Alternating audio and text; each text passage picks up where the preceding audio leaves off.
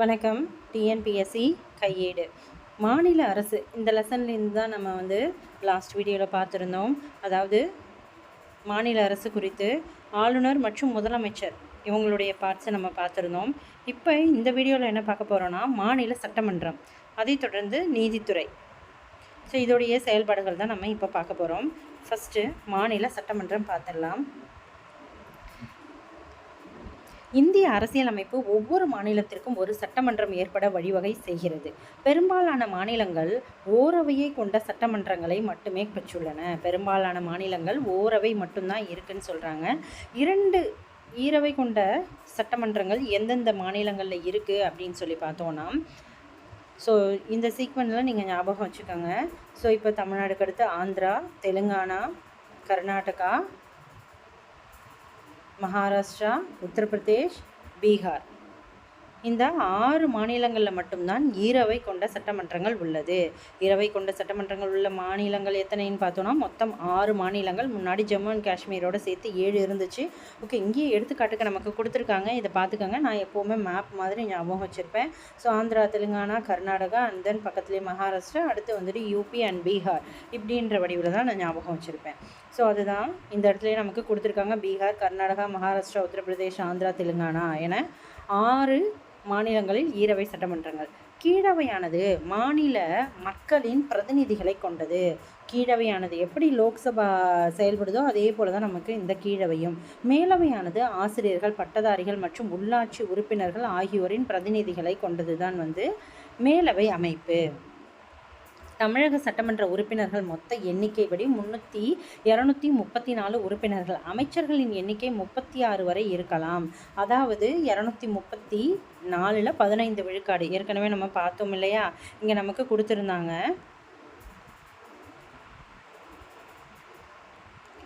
So விதி 164(1) படி, விதி 164(1) படி அமைச்சர்களின் எண்ணிக்கை மொத்த உறுப்பினர்கள் எண்ணிக்கை 15 விழுக்காட்டை தாண்டக்கூடாது. ஸோ அதன் அடிப்படையில் நமக்கு எத்தனை பேர் இருக்காங்க அப்படின்னா 36 வரை இருக்கலாம். அதிகபட்சம் 36 வரை அமைச்சர்கள் இருக்கலாம். இப்போது நம்ம சட்டமன்ற பேரவை, அதாவது கீழவை பற்றி நம்ம படிக்கலாம். இந்த கீழவையானது மக்களால் நேரடியாக தேர்ந்தெடுக்கப்பட்ட உறுப்பினர்கள் தான் இந்த இடத்துல செயல்படுவாங்க. ஸோ மாநில சட்டமன்றம் பிரபலமான ஒரு அவை. மாநில சட்டமன்றம் பிரபலமான ஒரு அவை. இதுவே மாநில அதிகாரத்தின் உண்மையான அதிகார மையம். இது வயது வந்தோர் வாக்குரிமையின் அடிப்படையில் மக்களால் நேரடியாக தேர்ந்தெடுக்கப்பட்ட உறுப்பினர்களை கொண்டது. இது வயது வந்த, அதான் சொல்கிறாங்க, நம்ம ஓட்டு போட்டு தேர்ந்தெடுக்கிறோம் இல்லையா, மக்களால் நேரடியாக தேர்ந்தெடுக்கப்பட்ட உறுப்பினர்கள் தான் இங்கே இருக்காங்க. சட்டமன்ற உறுப்பினர்களின் எண்ணிக்கை மக்கள் தொகையை பொறுத்து மாநிலத்திற்கு மாநிலம் வேறுபடும். ஒரு தொகுதி எப்படி இருக்கும்னு பின்னாடி கொடுத்துருக்குறாங்க பாருங்கள். அதாவது சட்டமன்ற உறுப்பினர்களின் எண்ணிக்கை அதிகபட்சம் 500க்கு மிகாமலும் குறைந்தபட்சம் 60க்கு குறையாமலும் இருக்க வேண்டும். உறுப்பினர்களுடைய எண்ணிக்கை இந்த இடத்துல நமக்கு கொடுத்துருக்காங்க. அதே போல் சட்டமன்றத்தின் பதவி காலம் 5 ஆண்டுகள். இருப்பினும் 5 ஆண்டு காலம் முடியும் முன்னரே சட்டமன்றம் கலைக்கப்படலாம். சட்ட மேலவை உறுப்பினர்களின் எண்ணிக்கை அம்மாநில சட்டமன்ற கீழவையின் மொத்த உறுப்பினர்களின் எண்ணிக்கையில் 1/3 பங்கு மிகாமல் இருக்க வேண்டும். அதாவது சட்ட மேலவை இருக்கு இல்லையா, அது நம்ம சட்டமன்ற கீழவையுடைய டோட்டல் ஸ்ட்ரென்த், மொத்த உறுப்பினர்கள் அந்த 234 இருக்காங்க இல்லையா, அதில் 1/3 பங்குக்கு அதிகமாகாமல் இருக்கணும் அப்படின்னு சொல்கிறாங்க. அதே போல் மேலவை உறுப்பினர்களின் எண்ணிக்கை 40க்கும் குறையாமல் இருக்கணும் அப்படின்னு சொல்லியிருக்காங்க. அடுத்து சட்டமன்றத்துடைய அமைப்பு. மொத்தம் தமிழக சட்டமன்ற உறுப்பினர்கள் பார்த்தோன்னா 235. ஆனால் இதில் மக்களால் நேரடியாக தேர்ந்தெடுக்கப்படுவாங்க. வயது ஒரு வாக்குரிமையின் அடிப்படையில் தேர்ந்தெடுக்கப்படுறவங்க 234. அந்த ஒரு பர்சன் யார், அதாவது தொகுதிகள் 234 ஆனால் நபர்கள் 235. அந்த ஒருவர் யாருன்னா ஆளுநரால் நியமனம் செய்யக்கூடிய ஆங்கிலோ இந்திய வகுப்பினரை சேர்ந்த ஒருவர் தான் அந்த 235வது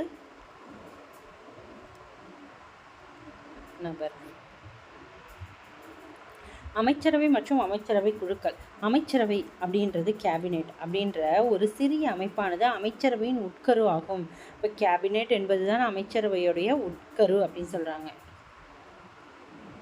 இது கேபினெட் அமைச்சர்களை மட்டுமே உள்ளடக்கியது.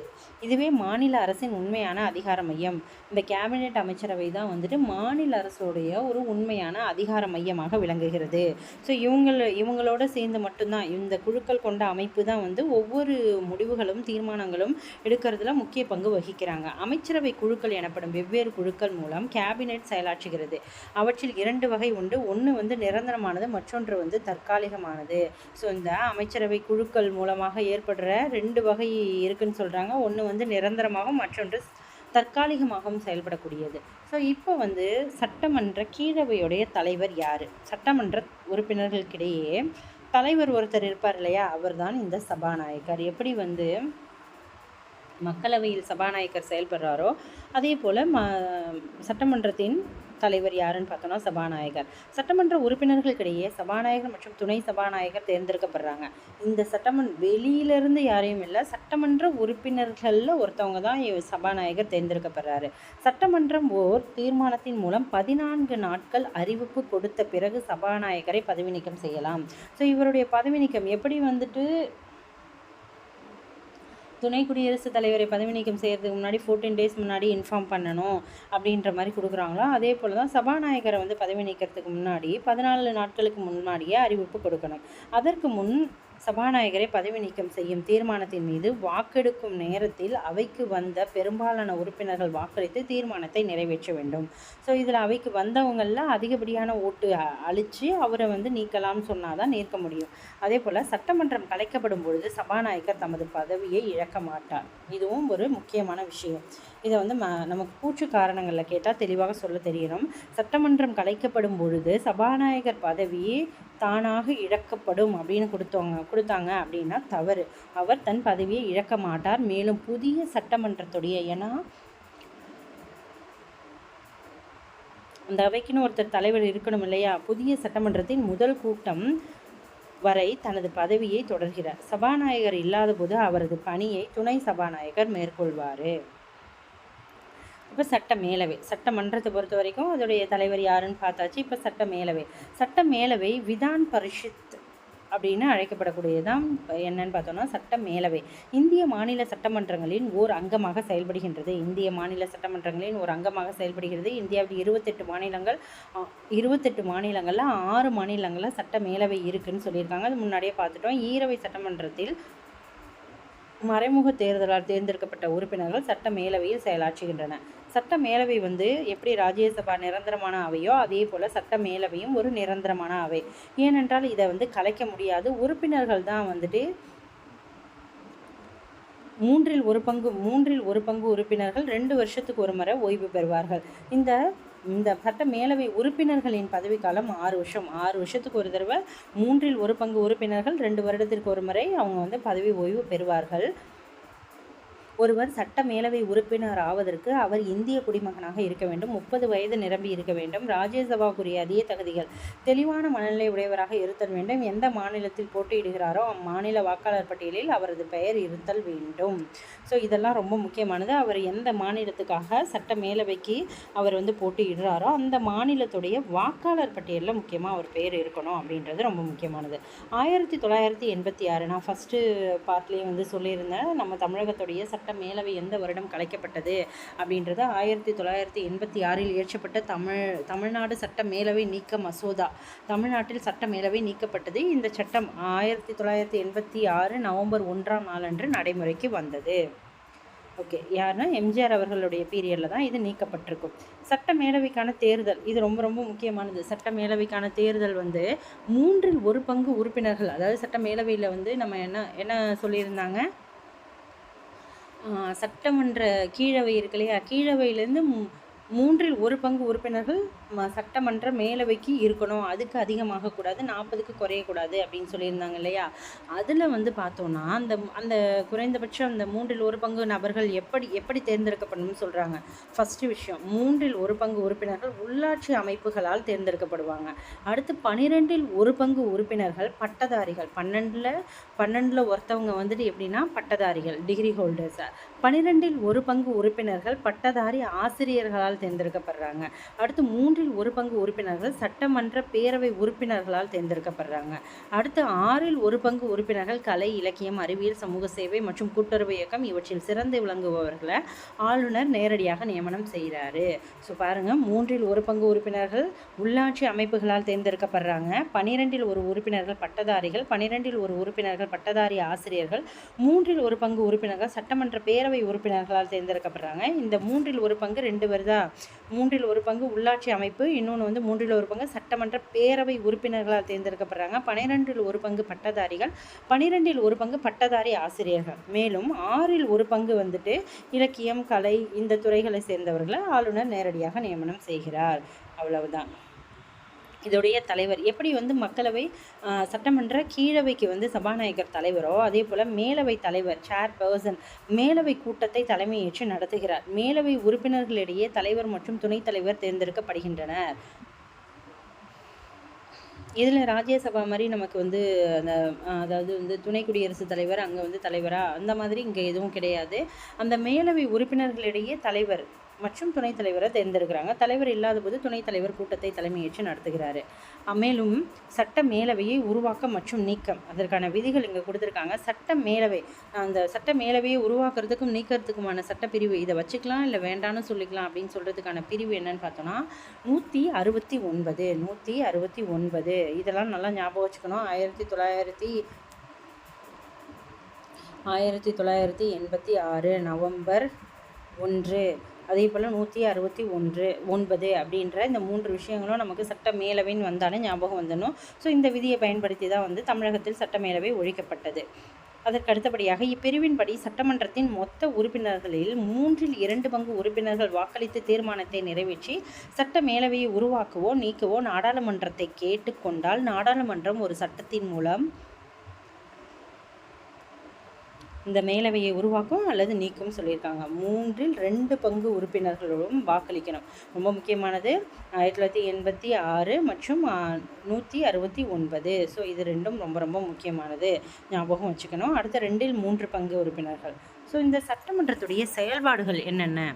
சட்டமன்ற அதிகாரங்கள். முதல் விஷயம் வந்து சட்டமன்ற அதிகாரம். அதில் ஃபஸ்ட்டு என்னன்னு பார்த்தோன்னா மாநில பட்டியலில் இருக்கு இல்லையா, நமக்கு மத்திய பட்டியல், மாநில பட்டியல், பொது பட்டியல்னு 3 வகையான பட்டியல் இருக்குது. அதில் மாநில பட்டியலில் உள்ள எல்லா துறைகள் மீதும் சட்டமன்றம் சட்டம் நிறைவேற்றலாம். இதில் பொதுப்பட்டியலிலும் சட்டமன்றம் சட்டம் இயற்றலாம். பொதுப்பட்டியல் 2த்துக்கும் காமனாக இருக்கிறது தானே, அதுலேயும் இவங்க மாநில சட்டமன்றம் சட்டம் இயற்றலாம். ஆனால் அதே சட்டத்தை நடுவண் அரசு இயற்றும் பொழுது மாநில அரசின் சட்டம் செயலற்றதாகிவிடும். அதே சட்டத்தை வந்து சென்ட்ரல் கவர்மெண்ட் இயற்றும் போது நம்ம ஸ்டேட் கவர்மெண்ட் போடுற அந்த சட்டம் செல்லாதாகிவிடும்னு குறிப்பிடுறாங்க. மத்திய நாடாளுமன்ற நடைமுறையை போன்றதே மாநில சட்டமன்றத்தின் மசோதாவும் சட்டமாக நிறைவேற்றப்படுகின்றது. மசோதாவும் சட்டமாக நிறைவேற்றப்படுகின்றது. அடுத்தபடியாக நிதி அதிகாரத்தை பொறுத்த வரைக்கும் சட்டமன்றம் மாநிலத்துடைய நிதிநிலையை வந்து கட்டுப்படுத்துது. 2வது வந்துட்டு கீழவையானது மேலவையை காட்டிலும் பண நடவடிக்கைகள், அதாவது பண மசோதாவை வந்து எந்த அவையில் மட்டும் அறிமுகப்படுத்த முடியும்னா மக்களவையை போன்று தான் கீழவையில் மட்டும்தான் பண மசோதாவை அறிமுகப்படுத்த முடியும். சட்டமன்ற கீழவையின் அனுமதியின்றி புதிய வரிகளை விதிக்க முடியாது. சட்டமன்றத்துடைய அனுமதி இல்லாமல் புதுசான ஒரு டாக்ஸஸ் எதுவும் விதிக்க முடியாது. அடுத்தபடியாக நிர்வாகத்துறை மீது கட்டுப்பாடுகள். அமைச்சரவையானது சட்டமன்றத்திற்கு பொறுப்பானது. அமைச்சரவை வந்து சட்டமன்றத்திற்கு பொறுப்பானது. சட்டமன்ற உறுப்பினர்களின் கேள்விகளுக்கு அமைச்சர்கள் பதிலளிக்க வேண்டும். அடுத்தபடியாக வந்து ஏன்னா சட்டமன்ற உறுப்பினர்கள்ன்றவங்க ஜெயிச்சவங்க தோற்றவங்க அப்படின்னு எல்லா கட்சிகளும் அதாவது எந்த கட்சியில் வந்து பெரும்பான்மையோடு ஜெயிச்சு வந்தாங்களோ அவங்க எல்லாருமே உறுப்பினர்களாக இருப்பாங்க இல்லையா. ஸோ அதனால் அமைச்சர்களை அவங்க கேள்வி கேட்க முடியும். அமைச்சரவைக்கு எதிராக நம்பிக்கையில்லா தீர்மானம் கொண்டு வரப்பட்டு நிறைவேற்றப்பட்டால் அமைச்சர்கள் பதவி நீக்கம் செய்யப்படுவர். அவ்வளோதான் சட்டமன்றத்துடைய செயல்பாடுகள் குறித்து நம்ம இப்போதைக்கு பார்த்துருக்கோம். இதில் ஏதாவது சந்தேகங்கள் இருந்தால் நீங்கள் கமெண்ட் செக்ஷனில் சொல்லலாம். அடுத்தபடியாக மாநில நீதித்துறை தற்பொழுதைய உச்சநீதிமன்றம் ஒரே ஒரு உச்சநீதிமன்ற தலைமை நீதிபதி மற்றும் 32 நீதிபதிகள் உள்ளடக்கியதாக உச்சநீதிமன்றத்தில் மொத்தம் 33 நீதிபதிகள் இருக்கிறாங்க. அதே போல் வந்து 28 ஸ்டேட்டில் நம்மளுக்கு 25 உயர்நீதிமன்றங்கள் உள்ளது. கேட்கலாம், ஏன் ஒவ்வொரு ஸ்டேட்டுக்கும் ஒவ்வொரு உயர்நீதிமன்றம் இல்லையா அப்படின்னு. ஒரு சில ஸ்டேட்டுக்கு ஒரே ஒரு கோர்ட்டு 2 ஸ்டேட்டுக்கும் சேர்ந்து தான் வந்து செயல்படுகிறது.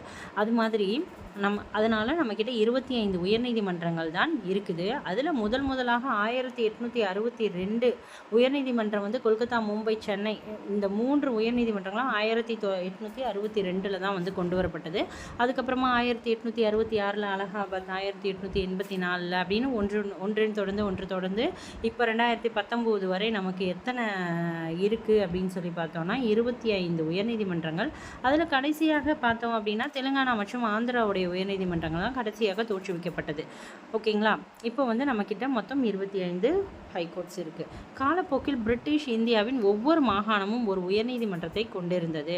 1950க்கு பிறகு தோற்றுவிக்கப்பட்ட உயர்நீதிமன்றங்கள் அண்டை மாநிலங்களுக்கும் உயர்நீதிமன்றமாக விளங்கியது. மாநில அளவில் உயர்நீதிமன்றங்களே மிக உயர்ந்த நீதிமன்றங்கள் ஆகும். ஹைகோர்ட்ஸ் தான் ஸ்டேட்ஸை பொறுத்த வரைக்கும் ஃபஸ்ட்டு அப்படின்னு சொல்கிறாங்க. இந்தியன் கான்ஸ்டியூஷன் என்ன சொல்லுதுன்னா, ஒவ்வொரு மாநிலத்திற்கும் ஒரு உயர்நீதிமன்றம் தோற்றுவிக்க வகை செய்யுது. ஆனால் வந்து ஒரு சில ஸ்டேட்டுக்கு 1 or 2 ஸ்டேட்ஸ்க்கு என்னென்னா ஒரே உயர்நீதிமன்றம் செயல்படலாம் அப்படின்னு சொல்லி அதே 7வது அமெண்ட்மெண்ட் ஆக்ட் 1956வது சட்டத்திருத்தத்தில் சொல்லியிருப்பாங்க. எப்படி ஒரு ஆளுநர் 2 ஸ்டேட்டுக்கு வந்து செயல்படலாம்னு சொல்லுதோ அதே போல் தான் இதுவும் சொல்லுது. அடுத்தபடியாக இங்கேயே கொடுத்துருக்குறாங்க. நம்ம ஏற்கனவே ஃபஸ்ட்டு வீடியோலையும் பார்த்துருந்தோம். 1956ஆம் ஆண்டு 7வது சட்ட திருத்தம் 2 மற்றும் 2ற்கு மேற்பட்ட மாநிலங்கள் யூனியன் பிரதேசங்களுக்கு என்று ஒரு பொதுவான உயர்நீதிமன்றத்தை நிறுவ நாடாளுமன்றத்திற்கு அங்கீகாரம் வழங்கியது. ரொம்ப ரொம்ப முக்கியமானது. எங்கெல்லாம் படிக்கிறோமோ அப்போ இதை நம்ம நோட் பண்ணி வச்சு படிக்கணும். இது நமக்கு 8th சிவிக்ஸ்லேயும் நமக்கு ஒரு சில பாடங்கள் இதே மாதிரி தான் இருக்கும். எடுத்துக்காட்டாக பஞ்சாப், ஹரியானா மற்றும் யூனியன் பிரதேசமான சண்டிகர் இது 3த்துக்கும் சேர்த்து சண்டிகரில் உள்ள உயர்நீதிமன்றம் பொது உயர்நீதிமன்றமாக செயல்படுது. அது எதன் அடிப்படையில் அப்படின்னு சொல்லி பார்த்தோம்னா இந்த அமெண்ட்மெண்ட் ஆக்டின் அடிப்படையில் தான். இதே போல இங்கே எக்ஸாம்ஸ்லாம் 2-3 கொடுத்துருக்குறாங்க பாருங்கள். கவுகாதியில் இருக்கிற அசாம் கவுகாதியில் உள்ள உயர்நீதிமன்றம் 4 வடகிழக்கு மாநிலங்களுக்கு செயல்படுதான். அசாம், நாகாலாந்து, மிசோரம், அருணாச்சல பிரதேசம். அடுத்தபடியாக இந்திய நீதிமன்றத்தின் கிளைகள் இட்டாநகர், கோஹிமா, ஐஸ்வால் ஆகிய இடங்களில் அமைந்துள்ளது. அதோடைய பிரான்ச்சஸ் எப்படி வந்து தமிழ்நாடு ஹைகோர்ட்ஸ் அதோடைய பிரான்ச் மதுரையில் செயல்படுத்தோ அதே மாதிரி தான் இதை சொல்கிறாங்க. டெல்லி ஒரு மாநிலமாக இல்லாத போது தனக்கென்று சொந்தமாக ஓர் உயர்நீதிமன்றத்தை கொண்டுள்ளது. ஒவ்வொரு நீதிமன்றமும் தலைமை நீதிபதி மற்றும் பல நீதிபதிகளை கொண்டுள்ளது. உயர்நீதிமன்ற நீதிபதிகளின் எண்ணிக்கை மாநிலத்திற்கு மாநிலம் மாறுபடும். உயர்நீதிமன்ற நீதிபதிகளின் எண்ணிக்கை குடியரசுத் தலைவரால் தீர்மானிக்கப்படுகிறது. அதே போல் 28 மாநிலங்கள் மற்றும் 8 யூனியன் பிரதேசங்களுக்கும் இங்கே கொடுத்துருக்காங்க 25. 9 யூனியன் பிரதேசம் அல்ல, 8 யூனியன் பிரதேசங்களுக்கும் 25 நீதிமன்றங்கள் செயல்படுகின்றன.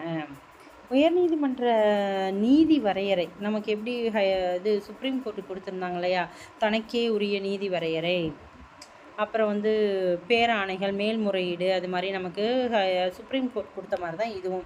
ஸோ தனக்கே உரிய நீதி வரையறை என பார்க்கும்போது சென்னை, மும்பை, கொல்கத்தா நீதிமன்றங்கள் தங்களுக்கான நீதி வரையறை அதிகாரங்களுக்கு மேல்முறையீட்டு வழக்குகளை விசாரிக்கும் அதிகாரங்களையும் பெற்றுள்ளன. தனக்கே உரிய அதிகாரங்கள் என்னென்ன சொல்கிறாங்க, சென்னை, மும்பை, கொல்கத்தா நீதிமன்றங்கள் தங்களுக்கேயான நீதி வரையறை அதிகாரங்களுடன் மேல்முறையீட்டு வழக்குகளை விசாரிக்கும் அதிகாரம் பெற்றுள்ளன. அதே வேளையில் மற்ற நீதிமன்றங்கள் பெரும்பாலும் மேல்முறையீட்டு வழக்குகளை விசாரிக்கும் அதிகாரங்களை மட்டுமே பெற்றிருக்காங்க. அதாவது இப்போ ஸ்டேட்டை பொறுத்தவரைக்கும் சின்ன மாவட்ட நீதிமன்றத்துலேருந்து அடுத்த அப்பீலுக்கு எங்கே போகலான்னா ஹைகோர்ட்டுக்கு தான் போவாங்க. அதை தான் இந்த இடத்துல சொல்கிறாங்க. ஸோ 1862ஆம் ஆண்டு ஜூன் 26ஆம் நாளில் விக்டோரியா மகாராணி வழங்கிய காப்புரிமை கடிதத்தின் மூலம் சென்னை, மும்பை, கல்கத்தா ஆகிய மாகாணங்களில் உயர்நீதிமன்றங்கள் தோற்றுவிக்கப்பட்டன. இவை மெட்ராஸ் உயர்நீதிமன்ற வளாகம் உலகிலேயே லண்டனுக்கு அடுத்து 2வது பெரிய நீதித்துறை வளாகமாகும். ரொம்ப முக்கியமானது. இதெல்லாம் கேட்டிருக்கிறாங்க. சென்னை உயர்நீதிமன்ற வளாகம் வந்து உலகிலேயே லண்டனுக்கு அடுத்து 2வது பெரிய நீதிமன்றமாக செயல்படுதுன்னு சொல்கிறாங்க. அடுத்து முக்கியத்துவம் வாய்ந்த வழக்குகள், உயில், திருமணம் சார்ந்த வழக்குகள் மற்றும் நீதிமன்ற அவமதிப்பு வழக்குகள் ஆகியவற்றை மட்டும் நேரடியாக விசாரிக்கும் அதிகாரங்களை இவை பெற்றுள்ளன. மாகாண நீதிமன்றங்கள் தன் எல்லைக்குட்பட்ட பகுதி ரூபாய் 2000 மற்றும் அதற்கு மேற்பட்ட தொகை மதிப்புடைய குற்றவியல் வழக்குகளை தனக்கே உரிய நீதி வரையறையை பயன்படுத்தி மாகாண நீதிபதிகள் விசாரிக்க முடியும். மேல்முறையீட்டு நீதி வரையறையை பொறுத்த வரைக்கும் அதாவது வந்து உயர்நீதிமன்றங்கள் தங்களிடம் வரும் மேல்முறையீட்டு வழக்குகளையும் கீழ் நீதிமன்றங்களில் இருந்து வரும் டைரெக்டாக இங்கே வரதும் சரி, கீழ் நீதிமன்றங்கள்லேருந்து வரதும் சரி, இவங்க வந்து விசாரிக்கிறாங்க. உரிமையாக சிவில் அண்ட் கிரிமினல் ரெண்டுத்தையுமே நாட்டின் இராணுவ தீர்ப்பாயங்களின் கீழ்வரும் ஆயுதம் சார்ந்த வழக்குகளை விசாரிக்க இவைகளுக்கு அதிகாரம் இல்லை. இராணுவ தீர்ப்பாயங்கள்லேருந்து வரும் ஆயுதம் சார்ந்த வழக்குகளை ஹைகோர்ட்ஸ் வந்து எந்த கோர்ட்ஸ்லையுமே பண்ண முடியாது. அடுத்து பேராணைகள். நமக்கு எப்படி வந்து விதி 32 பயன்படுத்தி 5 பேராணைகள் இருக்கோ, அதே மாதிரி வந்து விதி 226 பயன்படுத்தி விதி 32க்கும் இதுவும் ஒன்று தான். அதே 5 பேராணைகள் இந்த இடத்துல நமக்கு வரக்கூடியது தான். அங்கேயே சொல்லியிருக்காங்க. 226 பயன்படுத்தி நம்ம வந்து உயர்நீதிமன்றங்களுக்கு செல்லலாம். 32 பயன்படுத்தி உச்சநீதிமன்றத்தில் போய் நம்ம நீதி பேராணைகள் பெற முடியும். இந்த சட்டப்பிரிவுகளின் கீழ் நீதி பேராணைகள் வெளியிட உயர்நீதிமன்றங்களுக்கு வழங்கிய அதிகாரம் பெரியதாகும். அடிப்படை உரிமைகள் மீறப்பட்டால் மட்டுமே உச்சநீதிமன்றம் இவைகளை வெளியிடும். உயர்நீதிமன்றம் இதுபோன்ற வழக்குகளில் மட்டுமின்றி சாதாரண சட்ட மீறலுக்கும் நீதி பேராணைகள் வெளியிட முடியும். அதாவது இந்த 5ஐயும் இந்த இடத்துல சொல்லியிருக்காங்க. ஆட்கொணார், கட்டளையுறுத்தும், தடையுறுத்தும், தகுதி வினவும், ஆவண கேட்பு என 5 வகை. அடுத்து மேற்பார்வை அதிகாரம். மேற்பார்வை அதிகாரத்தை பொறுத்த வரைக்கும், அதாவது கீழ் நீதிமன்றங்கள், சார்பு நீதிமன்றங்கள் தீர்ப்பாயங்களின் பணிகளை மேற்பார்வையிடும் அதிகாரத்தை உயர்நீதிமன்றம் பெற்றிருக்கு. கீழ் நீதிமன்றங்களில் கொடுக்கப்படும் அதிகாரங்களை திரும்ப பெறும் அதிகாரம் யாருக்கு இருக்குன்னா உயர்நீதிமன்றத்திற்கு. பொதுவாக சட்டங்களும் பரிந்துரைக்கப்பட்ட வடிவங்கள் மூலம் பயிற்சி மற்றும் நடவடிக்கைகளை ஒழுங்குபடுத்த ஒரு ஆணையை வெளியிட செய்தல்.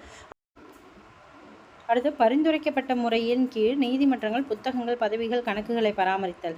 ஷெரீஃப், எழுத்தர்கள், அலுவலர்கள் மற்றும் சட்ட வல்லுநர் ஆகியோருக்கான கட்டணத்தை செலுத்துதல் போன்றவை குறித்து தீர்மானித்தல். இவை எல்லாமே நீதிமன்றங்களுக்கான உரிமைகளில் வரக்கூடியது. ஆவணங்களை பாதுகாப்பு பெட்டகம். ஆவணங்களின் பாதுகாப்பு பெட்டகம். உயர்நீதிமன்றத்தால் வழங்கப்பட்ட அனைத்து முடிவுகள் மற்றும் தீர்ப்புகள் அச்சடிக்கப்பட்டு சான்றாதாரமாக பாதுகாக்கப்படுகின்றன. எதிர்காலத்தில் எழும் கேள்விகளுக்கு தீர்வாக கடந்த கால தீர்ப்புகள் உதவுகின்றன. இதனால் உயர்நீதிமன்ற பதிவேடுகளின் நீதிமன்றமாக உயர்நீதிமன்றம் என்னவா சொல்கிறாங்கன்னா பதிவேடுகளின் நீதிமன்றமாக செயல்படுகிறது. இந்த வார்த்தைகள்லாம் ரொம்ப ரொம்ப முக்கியமானது. பதிவேடுகளின் நீதிமன்றமாக செயல்படுவது எது? உச்சநீதிமன்றம், உயர்நீதிமன்றம், கீழ் நீதிமன்றங்கள் அப்படின்னு கேட்டாங்கன்னா நமக்கு உயர்நீதிமன்றம் என்பது தெளிவாக சொல்லணும். மெட்ராஸ் உயர்நீதிமன்றத்தின் சமநீதிகண்ட சோழன் சிலை, சமநீதிகண்ட சோழனுடைய சிலை வந்து இங்கே வச்சுருக்காங்க.